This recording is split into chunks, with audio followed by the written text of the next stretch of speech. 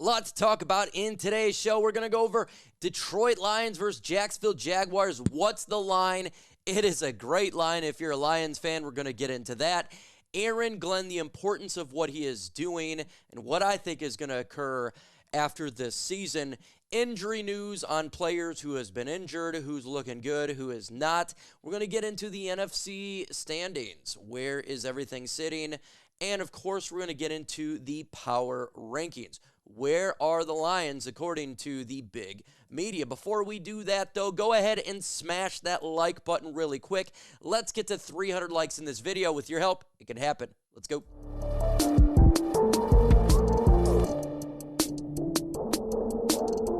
Let's start this bad boy out as the Detroit Lions are hosting the Jacksonville Jaguars on Sunday. Lions 8-1. They are second in the NFL offensively, putting up 31.6 points per game. Defensively, they're holding teams to 19. That's 8th best in the NFL. The Jacksonville Jaguars sporting a 2-8 record, one of the worst in football. Points per game, they put up 20.2. That's 21st in the NFL. Points per game defensively, what they allow is 26.4. That's 27th best in the NFL. How can you watch this game? What's the total and over? Sunday, it's a 1 p.m. game. Why is that? Because the Jaguars are not a good football team. The Lions are heavy favorites here, that 12.5. And the total over and under is 47.5. And the underdogs, the Jacksonville Jaguars. I wouldn't bet on this game if I'm a betting person. It's a big line, even though I do think the Lions could cover that. The total and over and under would be something I would worry about and trying to bet for that game. But if you are bet, I would just go with the over. Still, it'd be a game I would be worried to bet on. Who do you got winning this game, folks? If you got the Lions winning this game, put DET in the comment section. If you got the Jacksonville Jaguars, put JAC. Let's get into Aaron Glenn, because a lot of people in the media think that Aaron Glenn, he's going to be a future head coach. A former NFL cornerback and current defensive coordinator for the Detroit Lions, Aaron Glenn is already generating buzz as one of the top candidates for the Saints coaching vacancy. Glenn, who began his coaching career in Cleveland Browns, also has experience in New Orleans. From 2016 to 2020, he worked the Saints, the lead defensive backs coach, before joining the Lions in 2021. Glenn's star has risen under Detroit Lions head coach Dan Campbell, with the two collaborating and imbuing a franchise with physical, intimidating identity. And that could be attractive for Saints as they look to establish a new culture. And when you look at this, could Aaron Glenn potentially become head coach? Aaron Glenn, and I 100% believe he is going to be poached as a head coach, and I do predict he'll be the Saints head coach. Why is that? He was a finalist when the job came up. He's only made his stock great. He's been amazing with what he has. He already has ties to New Orleans as a player as well as a coach, and it makes all the sense in the world. If he does leave, what does that mean for the Lions? Well, that means we're probably going to have to promote somebody within. And I think we all believe that the linebackers coach is going to be that guy who eventually will be the defensive coordinator. Shep is great. And I think he could take the step if the Lions need to do that after this season. On a positive side, guess what? Aaron Glenn is a minority. You do get a compensatory third-round draft pick for a coordinator becoming a head coach. So if the Lions do lose Aaron Glenn, guess what? We're going to get a third-round draft pick in return, and that's going to benefit, obviously, Brad Holmes. And maybe that could have been one of the reasons why we're considering, we're able to trade away some of the draft picks, especially that third-round draft pick for Calrton Davis. We're in our draft picks. I think they have an idea that an Aaron Glenn, at least, you have to, right? Anyone with common sense would think that at this point, Aaron Glenn would probably get the job. Go ahead and smash that like button, folks. Let's get to 300 likes. With your help, it can happen. Let's get into Lions injury news. And it's going to start here talking about Taylor Decker from Dan Campbell as well as Sam LaPorta. Campbell said it'll be day-to-day, but we don't feel like something is like, oh, man, this is going to be a long nagging injury, and I think we'll get through it. I'm hopeful this week, but I can't say he is. He's questionable. Decker's questionable as well, but trending in the right way.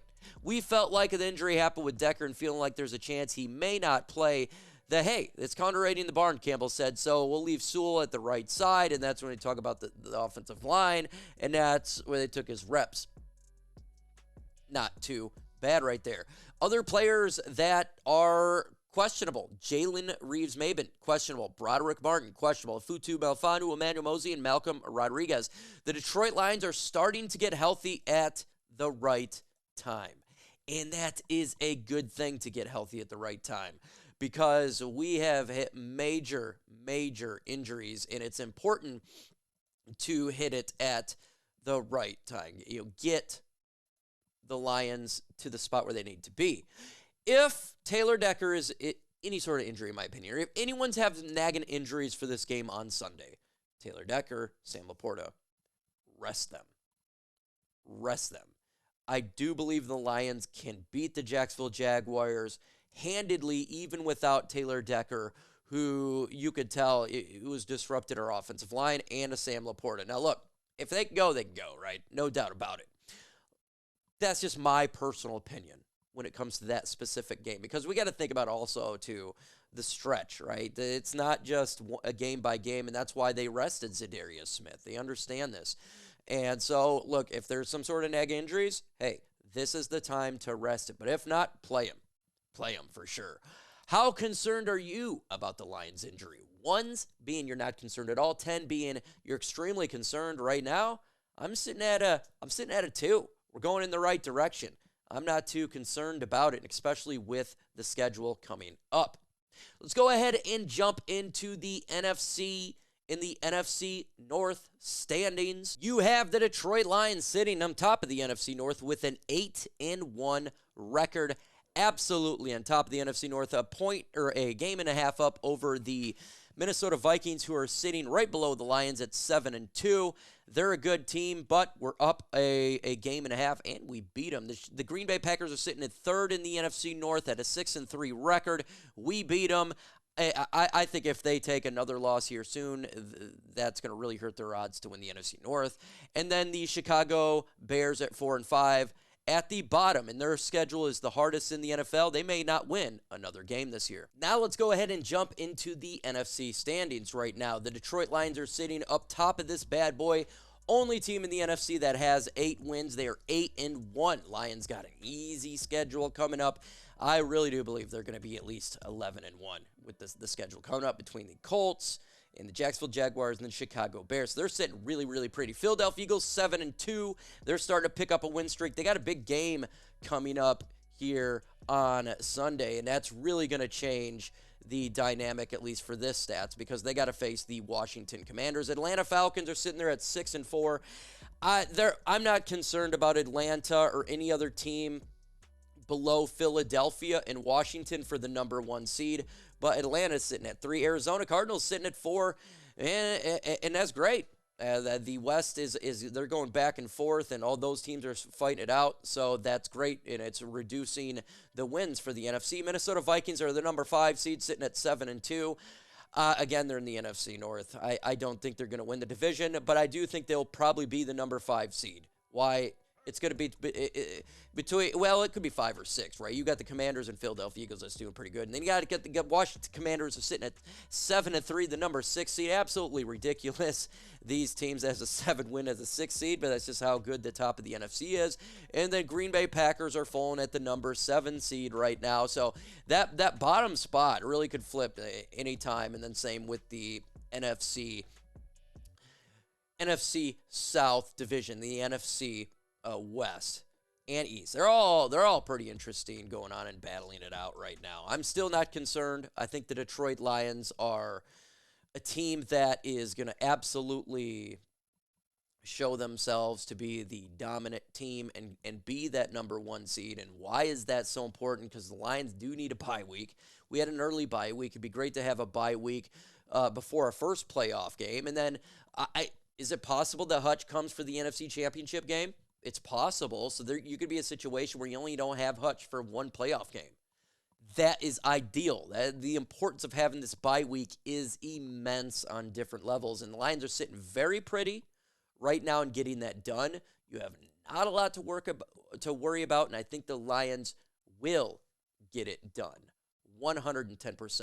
Let's go ahead and jump into the power rankings after the Lions' victory over the Houston Texans. The Lions, Sports Illustrated, they got them as the best team in football. They have stayed with it. They have been 100% consistent week in and week out. And I got to show love to Sports Illustrated. There's so many times that other organizations will flip. You know what I mean? We're going to get to Pete Prisco from CBS Sports HQ just 4 or 5 weeks ago. They had him at 11th best team. There we go. Consistent. CBS Sports HQ. Pete Prisco moved him up. He is a Lions denier. He picks against the Lions every week. He thinks the Green Bay Packers are going to win the division and win the Super Bowl. And now he has him as second best in the NFL. I can't wait to watch the video where he can eat some crow. The Athletic, second best in the NFL. Not too bad. Same with ESPN, Yahoo Sports, and USA Today. The Lions are going to be 1 or 2. And that is what the power rankings are all about. And it's going to probably stay like this all the way to the Super Bowl. Because when I'm looking at this, it does feel like it's going to be a Detroit Lions versus the Kansas City Chiefs Super Bowl. Look, there's other teams like the Baltimore Ravens. They can fight for it. But it just seems like Patrick Mahomes, they're 9-0, and they always figure a way to win, and their defense is so good. Two teams colliding for destiny. That's what I'm excited about, to see what can happen there. No doubt about it. Will it happen? We shall see. But Lions defense is going to get better. So I want you to rate the impact of Zadarius Smith entering this game, because he's going to make his debut versus Jacksonville Jaguars. 1 through 10, the impact. I'm going to give it a 7. I think it's a big impact. I do believe that the Lions are playing better now. They're going in the right direction. And having a guy that can rush the passer and help out is going to be vital. 100%. So I'm going to give it a 7. Folks, make sure you subscribe to the channel. Why is that? Because we're dropping news and rumors every single day. Hit that notification bell. We're going to be live for the game on Sunday, 1 p.m. We'll start at noon, right? We'll get an hour, but the game's at 1 p.m. Make sure you hit that notification bell. Adios.